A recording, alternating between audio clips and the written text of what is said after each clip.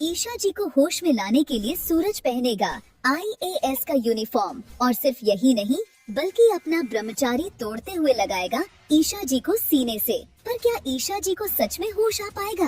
क्या सूरज का प्यार ईशा जी की जान बचा पाएगा? जी हाँ दोस्तों, जहाँ एक और ईशा जी को होश आता है, वह सूरज और पूरे घर वालों को देखकर अचानक इस दुनिया को अलविदा कह देती है। आईसीयू में लगा हार्ट मॉनिटर सीधी लाइन दिखा देता है। डॉक्टर्स ईशा जी को डेड डिक्लेयर कर देते हैं। पूरे हॉस्पिटल में मातम छा जाता है। सूरज का सब कुछ जैसे एक ही पल में खत्म हो जाता है। लेकिन अपकमिंग एपिसोड में कहानी एक नया मोड़ लेने वाली है। ईशा जी के जाने के बाद भी सूरज यह मानने को तैयार ही नहीं होता कि ईशा उसे छोड़कर जा सकती है। उसके लिए ईशा सिर्फ उसकी पत्नी नहीं बल्कि उसकी सांस, उसकी दुनिया थी। सूरज का दिल बार बार यही कहता है कि ईशा अभी जिंदा है। सूरज फिर से आईसीयू के अंदर जाता है। ईशा जी बेड पर बिल्कुल शांत पड़ी होती है। मशीनों की आवाज उसके कानों को चीर रही होती है। सूरज धीरे से ईशा जी के पास बैठ जाता है और भारी आवाज में बोलता है, ईशा जी,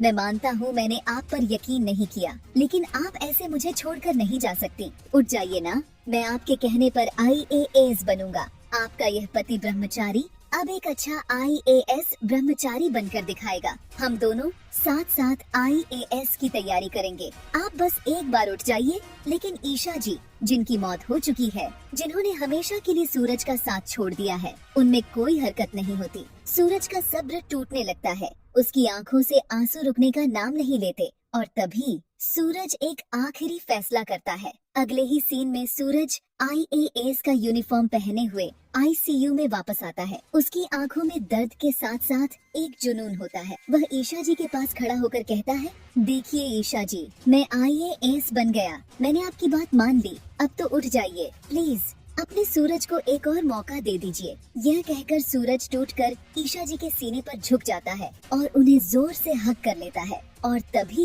एक चमत्कार होता है। ईशा जी की उंगली हिलती है। धीरे धीरे उनकी सांसें नॉर्मल होने लगती हैं। हार्ट मॉनिटर फिर से चलने लगता है। ईशा जी को होश आ जाता है। सूरज को अपनी आंखों पर यकीन ही नहीं होता। लेकिन यहाँ कहानी खत्म नहीं होती। होश में आने के बाद ईशा जी सूरज का चेहरा तक देखना नहीं चाहती। उनकी आंखों में दर्द और शिकायत होती है। वह सूरज से दूर जाने की कोशिश करती है, क्योंकि उनके दिल में यही बात घूम रही होती है कि सूरज ने मुश्किल वक्त में उन पर यकीन नहीं किया। जैसे ही ईशा सूरज से दूर जाने लगती है, सूरज पीछे से जाकर अपना ब्रह्मचारी तोड़ते हुए ईशा जी को जोर से हक कर लेता है।